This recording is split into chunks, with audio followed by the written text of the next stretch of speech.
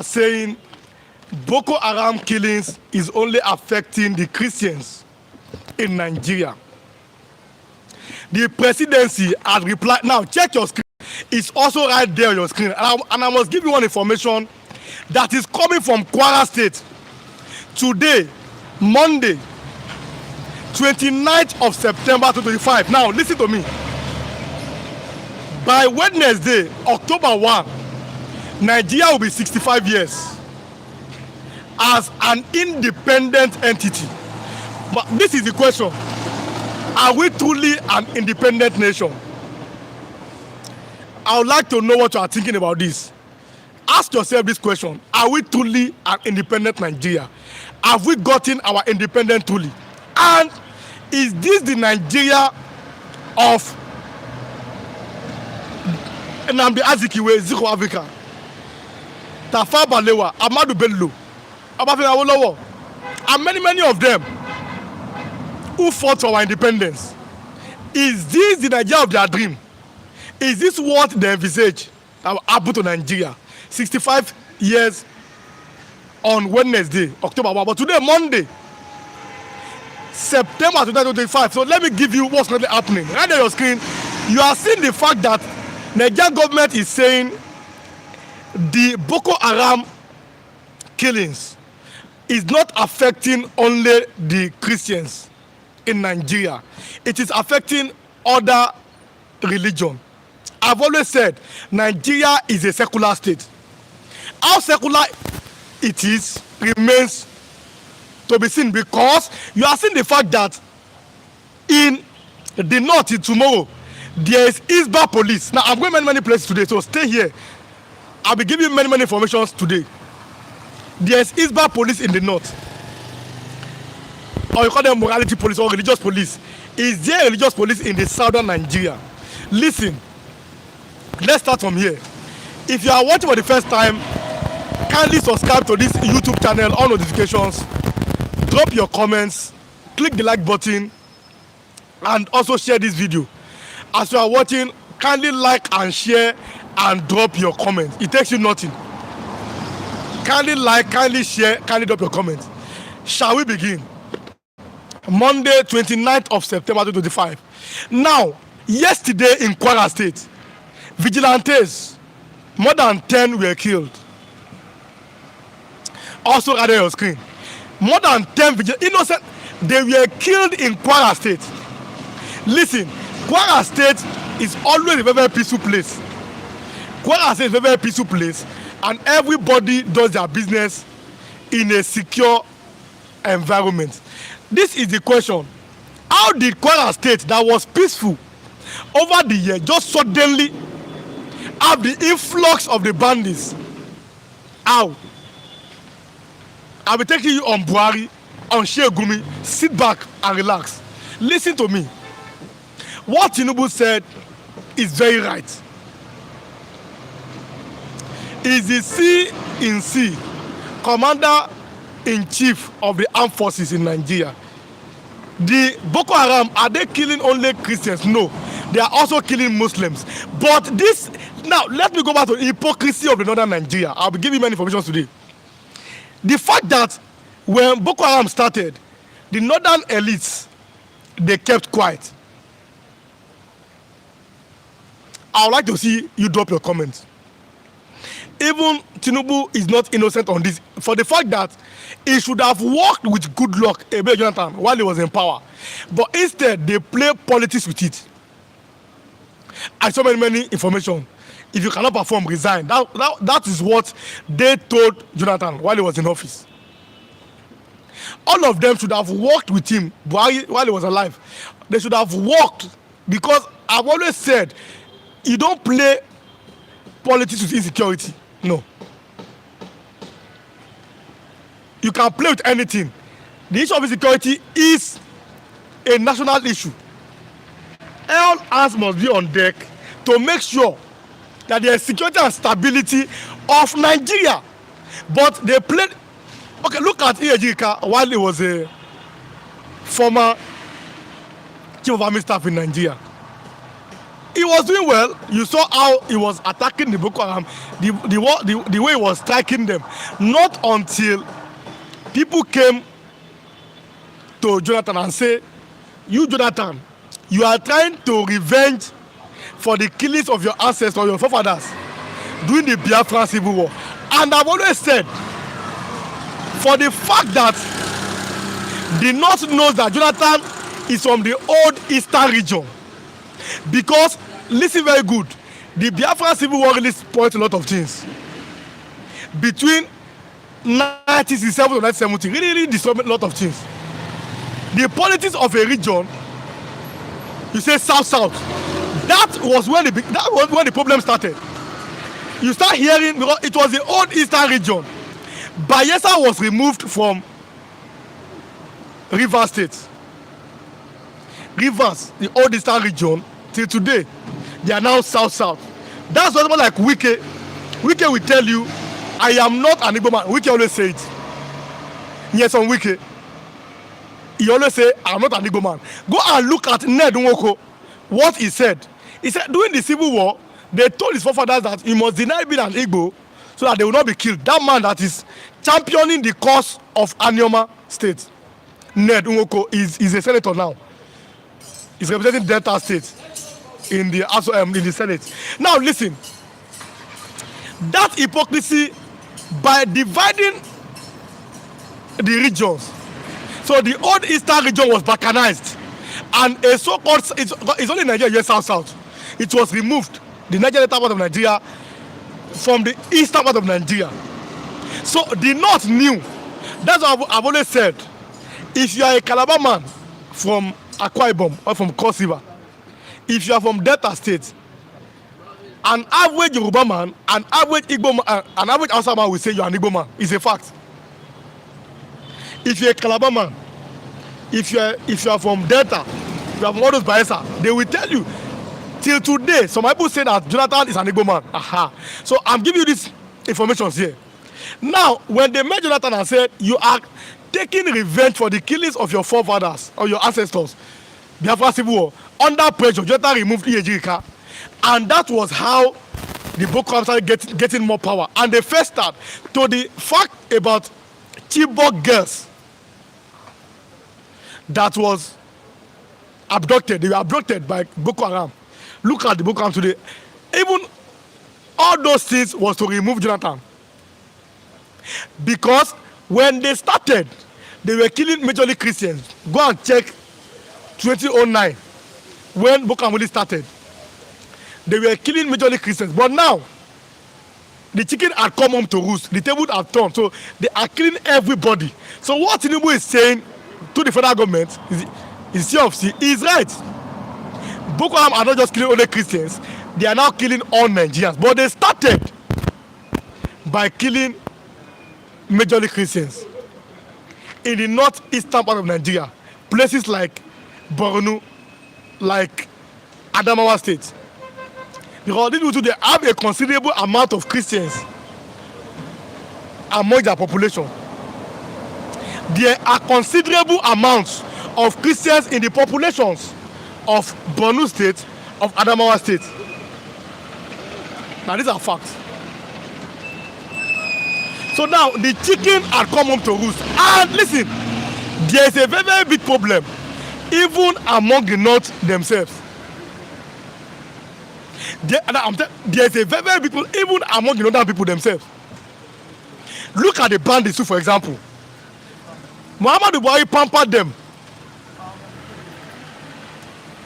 It is the same thing. So even our pastors are complicit. International media are now reporting how Christians have been killed. Our pastors are now silent. But the same pastors, they were speaking up, they were shouting, they were on top of their voices under good Lord Jonathan, a fellow Christians. Look at how our pastors were shouting under Jonathan.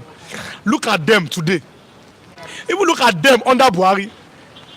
Look at their actions and their inactions, our men of God.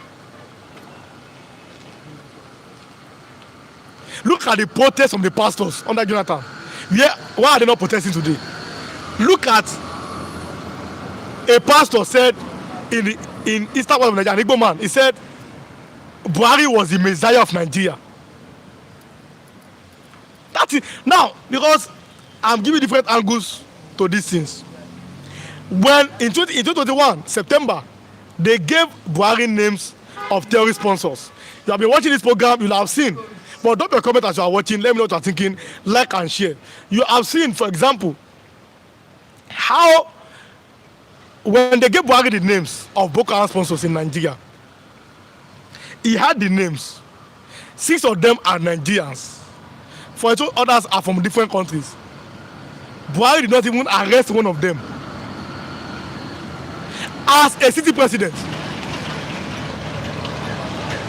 one of them were not arrested under Buhari. And that same year, 2021, Buhari arrested or kidnapped Nnamdi Kanu from Kenya. Now, which of them is more dangerous to Nigeria's sovereignty between the Boko Haram and Nnamdi Kanu? You can answer the question yourself. The same Muhammadu Buhari, you look at how he did when Sunday Igboho. We must not forget these things. So I must bring back a memory. Sunday Igboho did not just rise up, obviously. He rose up when a man came from the US. He came to Igongo in Oyo State. Let me empower my people. And the man was reportedly killed by some armed S-men. And Sunday Igboho said, enough is enough. He took it upon himself so as to drive these people out. And he did it.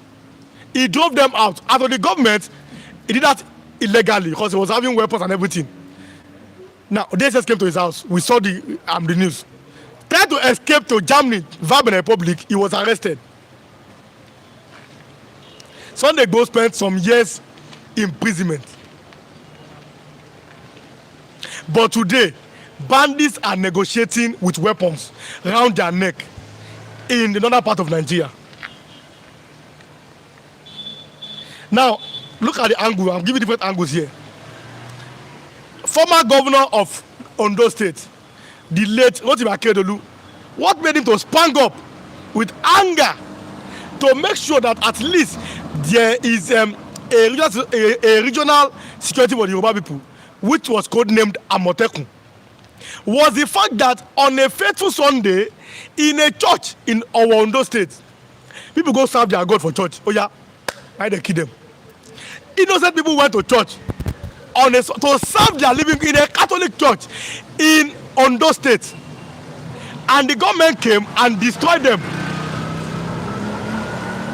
They were destroyed, lives on a fateful Sunday morning, and the governor said enough is enough. Yoruba must have their own regional security outfit. And listen to me, you saw Buhari rejected it. Buhari said no, there's no way we would ever allow this thing to happen. Buhari and Malami frustrated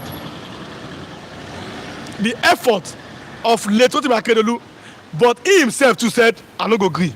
As a lawyer who knew his onions, may so rest in peace. Akeredolu stood still, say enough is enough. Say Yoruba must have their own regional security outfit. That was the birth of Amotekun. Like and share if you are watching. Drop your comments. That was the birth of. That was how Amotekun came into being. And today, Amotekun is still there. The man is late. That's what I always say that you must leave a good legacy before you die. Compare legacy of Akeredolu and legacy of Muhammadu Buhari. Oh yeah. A man must leave a good legacy before you die. Now, can you compare both of them, Akeredolu and Buhari? Instantly, the Igbo governors who said, since the Yoruba can do this, let us also do our own. And they sat down, the Igbo governors, and they also formed, since Yoruba have done it, they've passed I'm talking about them, either the moral side or the legal side of it. The Igbo governors said, let us form our own. The Igbo governors formed what I call a Bubiagu. It is dirty today. But now the question is, to some Igbo youths, I always see their comments, they always maintain You cannot compare Ebubiagu to Amotekun. Some of them will always tell you that in their opinion, Amotekun was there or is there to secure the lives of the Yorubas. And it does not seem that Ebubiagu is working like Amotekun. That they, in our opinion, they don't think that Ebubiagu is there or was formed to protect the lives of an average Igbo man. There's Agune Chamber, or Dogachi you call them, in is it in Anambra State? And the question is, I've not even for the past how many months, I've not seen actions or arrests from Ebubiagu in the eastern part of Nigeria. Talk about state police. Let's go there. Let's talk about state police. Tinubu said last 2 weeks, let us have a state police. It met a brick wall. That 2 weeks ago was when the northern governor said Tinubu must declare a state of emergency in the north. These are facts and figures here. But one of them also said no. Let Tinubu only declare that emergency in wherever there are security challenges. Okay. Yusuf Gagdi is a man from Plateau State. He said that they don't want state police. Yusuf Gagdi from Plateau State. You have been following me. I gave you an information. The governor of Plateau, Gabriel Mutu, and said, okay, let there be state police. He supported Tinubu's on that. Yusuf Gagdi said, no, we don't want state police. Look at where we are today. And all these things, listen and listen good, are pointers. Now, listen and listen good. They are pointers to the fact that that nationhood now is still not yet achieved. Last week, Ayo Fakponda said, Nigeria is not yet a nation. We are not one. Mr. Ayo Fakponda made that statement. The same week, Tanko Yakasai, a man of 99 years, he'll be 100 years in December, he said, let's continue with this structure. He does not want anything called regional system of government. Now, I'm giving you from both sides. You are seeing it. So, the Yoruba people are different from the Igbo people, are different from the North. No, I'm getting down. Look at the both sides here. We are not the same in thinking. We are not the same way we do things. So, I've always said, oh, you asked me, real one. I said, a proper restructured Nigeria. Let each region manage their resources. Look at Kwara State. So that statement that came from Tinubu or the FG is truth. Not only Christians are facing the brunt of insecurity anymore. Even the Christian. Even the Muslims are facing it. Because, God forbid, if they throw a bomb at a particular place, the bomb will not ask, where are you from? Only explode. And it will affect everybody in that particular place. We must, as a people, think. I've always maintained, I've been watching me for a long time, the own brain is giving sense expected. Let us think. We are human beings. Or better still, let us think outside the box. Let us think like human beings. The problem we are having, it is that hypocrisy of the northern elders. Let us have a situation, you say no. VAT, you say no. State police say no. Again, I told him, he said no. Okay, what do you want?